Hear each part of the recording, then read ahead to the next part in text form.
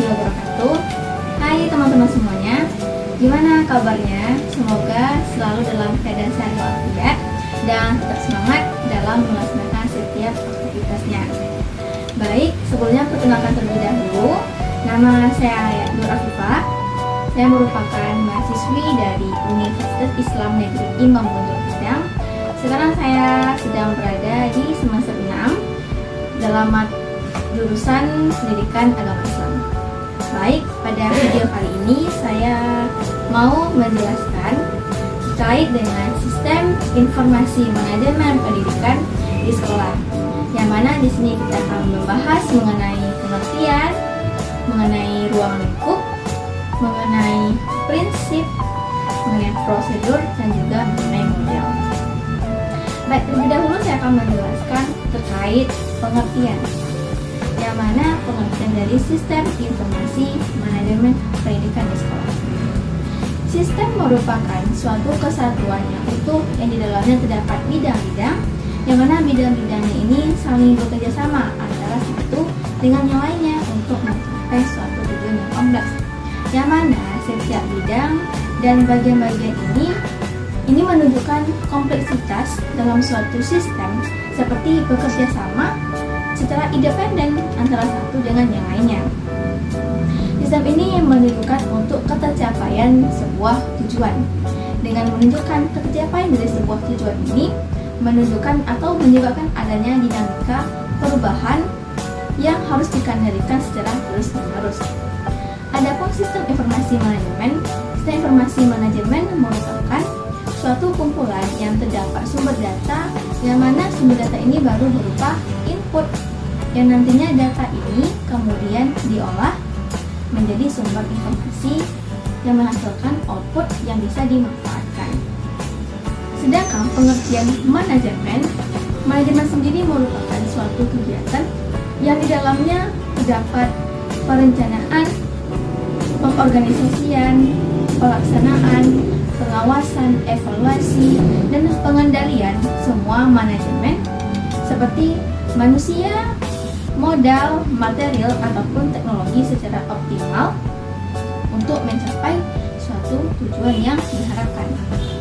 Sedangkan pengertian dari sistem informasi manajemen pendidikan merupakan suatu kumpulan yang di dalamnya berupa sistem informasi ataupun sistem yang di dalamnya terdapat informasi yang bisa digunakan dalam pelaksanaan operasi manajemen maupun dalam pengambilan keputusan dalam sebuah organisasi. Sistem informasi manajemen ini erat kaitannya dengan sistem informasi menggunakan komputer yang bisa mengendalikan informasi, untuk apa informasi itu dibuat, untuk siapa informasi itu dibuat, dan kapan waktunya informasi tersebut disalurkan sehingga bisa dimanfaatkan oleh orang banyak. Adapun pengertian lain mengenai sistem informasi manajemen ini merupakan suatu sistem yang penggabungan dengan sumber daya manusia dengan sistem informasi teknologi, yang mana ini akan membantu untuk memelihara, menjaga, mengolah, ataupun mengambil kembali data yang bisa digunakan oleh sekolah atau suatu satuan tingkat pendidikan. Baik, itulah pengertian dari sistem informasi manajemen. Sekarang kita akan membahas mengenai ruang lingkup dari sistem informasi manajemen pendidikan di sekolah ini. Yang mana ini banyak sekali ruang lingkup yang terdapat dalam sistem informasi manajemen. Yang pertama yaitu koneksi dan setting, yang mana ini berkaitan dengan identitas sekolah, tahun ajaran, kalender akademik, maupun terkait dengan kurikulum. Yang kedua yaitu berkaitan dengan pengelolaan kesiswaan, yaitu berkaitan dengan beasiswa, data-data siswa, mutasi, maupun sampai ke alumni-alumni. Yang ketiga yaitu pengelolaan akademik, yang mana pengelolaan akademik ini berkaitan dengan nilai-nilai secara periodik, nilai-nilai KTSP, beasiswa, dan lain sebagainya. Yang keempat yaitu pengelolaan keperpustakaan, yang mana pengelolaan keperpustakaan ini berkaitan dengan buku-buku yang ada dalam perpustakaan, dan juga jurnal serta statistik terkait peminjaman buku, dan juga terkait dengan pengembalian Dan yang kelima yaitu pengelolaan keuangan, yang mana pengelolaan keuangan ini berkaitan dengan dana pembiayaan pendidikan, yang mana dana ini akan menjadi patokan berapa yang harus dikeluarkan ketika hendak masuk ke sebuah sekolah ataupun dalam pemberian suatu barang. Selanjutnya yang keenam yaitu pengelolaan guru dan karyawan. Ini berkaitan dengan data-data guru, data-data karyawan, serta juga termasuk ke dalam data-data keluarga, serta tingkat pendidikan yang pernah dilalui oleh guru maupun karyawan tersebut. Yang ketujuh yaitu pelaporan, yang mana pelaporan ini berkaitan dengan nilai-nilai ataupun data-data siswa, baik secara perorangan, secara sekolah, dalam kelas maupun secara keseluruhan dalam kelas, dan juga berkaitan dengan data-data yang ada pada guru maupun karyawan. Yang terakhir yang ke-8 yaitu bank soal, yang mana bank soal ini untuk membuat bank soal yang diperlukan untuk ujian, juga pencarian maupun untuk pencetakan. Itulah ruang lingkup dari sistem informasi manajemen. Baiklah, tadi kita sudah membahas 2 poin. Yang pertama mengenai pengertian, yang kedua yaitu mengenai ruang lingkup. Sekarang kita beralih membahas mengenai prinsip sistem informasi manajemen. Kita tahu bahwasanya sistem informasi manajemen ini sangat ditentukan di sebuah sekolah untuk merangkap semua data-data yang ada di dalam sekolah guna memudahkan sekolah untuk mencari informasi terkait dari sekolah itu, ataupun ketika ada orang yang bertanya kepada pihak sekolah bisa dengan mudah dalam memberikan data tersebut. Adapun prinsipnya yang ada 2, yang pertama yaitu terkait dengan sekolah ataupun madrasah, yang mana prinsip ini yang berkaitan dengan sekolah atau madrasah yaitu sekolah harus berusaha untuk mengelola sistem informasi manajemen yang berguna untuk menunjang kegiatan akademik secara efektif, efisien maupun dengan akuntabel. Selanjutnya, sekolah harus menyediakan informasi yang mudah diakses oleh semua pihak sekolah maupun oleh masyarakat nantinya. Sekolah juga harus memberikan tugas kepada guru maupun karyawan untuk memberikan pelayanan dalam memberikan informasi ataupun menerima informasi dan menyalurkan informasi terkait dari sekolah, baik kepada warga sekolah maupun kepada warga masyarakat. Serta sekolah juga harus melaporkan setiap data-data yang ada dalam sekolah atau madrasah itu, yang mana data ini sudah terdokumentasi sebelumnya yang dilaporkan kepada Dinas Pendidikan baik kota maupun kabupaten. Yang kedua prinsipnya itu berkaitan dengan masyarakat. Kita tahu bahwasanya kita nantinya akan berinteraksi dengan masyarakat. Masyarakat juga merupakan figur atau sumber data informasi yang bisa kita dapatkan, yang penunjang dalam pelampiran atau memperoleh informasi bagi sekolah itu sendiri.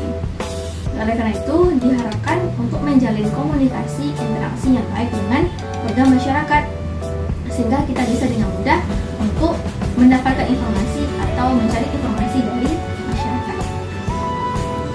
Selanjutnya, kita akan membahas mengenai prosedur pelaksanaan sistem informasi manajemen, yang mana prosedur ini yang akan kita jalankan supaya dalam pelaksanaan atau penerapan sistem informasi manajemen ini dapat berjalan dengan lancar serta dapat mencapai tujuan yang hendak kita capai. Karena tadi di pengertian itu diharapkan dapat mencapai tujuan, sehingga dibutuhkanlah prosedur supaya tujuan yang kita harapkan itu dapat terlaksana dan dapat tercapai sesuai dengan apa yang diinginkan.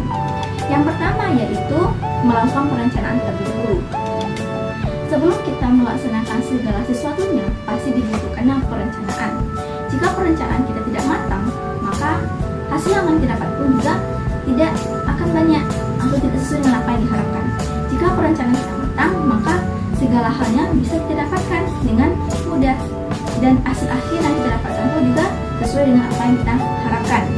Yang kedua itu memiliki environment baik. Ini juga diperlukan supaya data-data yang nantinya kita dapatkan itu merupakan data-data yang benar-benar akurat adanya. Yang ketiga yaitu melakukan roadmap manajemen atau pengendalian sistem informasi manajemen di sekolah ini. Jika kita tidak melakukan pengendalian, maka data tersebut akan mudah tersebar ke pihak manapun, sehingga data-data yang rahasia di sekolah dapat diketahui oleh orang luar, ataupun data-data yang sebelumnya atau yang tidak bisa diketahui oleh orang lain bisa diketahui oleh orang lain. Yang keempat yaitu melakukan pengujian. Setiap data yang didapatkan itu kita tidak bisa menerima begitu saja. Kita harus melihat terlebih dahulu apakah data itu atau informasi tersebut valid dan benar adanya. Jika valid kita bisa mengolah data tersebut, dan jika tidak kita harus turun lagi ke lapangan untuk mencari data yang valid adanya. Yang kelima yaitu melakukan pelatihan kepada guru, karyawan ataupun siswa agar mereka dapat memanfaatkan sistem informasi ini. Karena jika nanti ada orang yang bertanya terkait di sekolah, karena sudah diberikan pelatihan dan pembekalan, semua warga sekolah itu dapat memberikan informasi kepada orang yang membutuhkan. Yang keenam yaitu dapat meningkatkan keamanan bagi sekolah, karena data itu harus dijaga dan dipelihara dengan baik supaya data-data yang telah kita dapatkan dapat disimpan dan nantinya bisa digunakan ketika waktu diperlukan. Dan yang terakhir prosedurnya yaitu harus dilakukan pemeliharaan secara berkala. Dan yang terakhir ini merupakan poin terakhir yang kita bahas pada pertemuan kali ini, yaitu berkaitan dengan model penerapan sistem informasi manajemen pendidikan di sekolah. Model sistem informasi manajemen ini berkaitan dengan pengembangan dan implementasi yang bisa digunakan dalam pengembangan sistem manajemen, seperti pembatasan analisis, perencanaan maupun dalam hal pengimplementasiannya. Sistem informasi manajemen ini merupakan suatu sistem yang di dalamnya berisi data-data yang berkaitan dengan sekolah, seperti data siswa, data guru, data karyawan, ataupun hal lainnya yang berkaitan dengan sekolah itu sendiri. Oleh karena itu, dalam hal tersebut ada beberapa model yang digunakan dalam penerapan sistem informasi manajemen ini. Yang pertama yaitu model pengolahan transaksi, yang mana model ini bisa memudahkan pada saat pengaplikasian kegiatan sehari-hari yang bisa memudahkan untuk melakukan segala bentuk kegiatan. Yang kedua yaitu model pendukung manajemen, yang mana model pendukung manajemen ini dapat digunakan untuk membantu dalam kegiatan harian seperti dalam hal menginput data siswa, memberikan penilaian kepada siswa, mengolah data siswa, dan lain sebagainya. Yang ketiga yaitu model pendukung keputusan. Setiap sekolah pasti mempunyai masalah, dan setiap sekolah pasti juga berbeda-beda permasalahan yang akan dihadapinya. Oleh karena itu, dengan adanya model pendukung keputusan ini dapat membantu setiap sekolah itu dalam pengambilan keputusan ketika dalam menghadapi permasalahan. Yang keempat yaitu model pendukung eksklusif, yang mana model pendukung eksklusif ini dipegang oleh manajemen senior atau manajemen yang paling tinggi seperti kepala sekolah. Nantinya kepala sekolah lah yang akan menangani permasalahan yang dihadapi di sekolah itu sendiri. Bukan hanya kepala sekolah, tapi nanti akan dibantu oleh karyawan-karyawan yang ada di sekolah itu sendiri. Seperti dalam hal akreditasi misalnya, jika terdapat permasalahan maka kepala sekolah lah bersama dengan karyawan-karyawan dan guru-guru akan turun tangan untuk menyelesaikan permasalahan tersebut. Baik, mungkin sekian penjelasan materi yang dapat saya sampaikan mengenai sistem informasi manajemen pendidikan sekolah. Semoga pemaparan penjelasan saya terkait materi tersebut dapat dipahami dengan baik oleh teman-teman semua. Jika ada kesalahan saya mohon maaf, dan saya akhiri dengan Assalamualaikum warahmatullahi wabarakatuh. Terima kasih.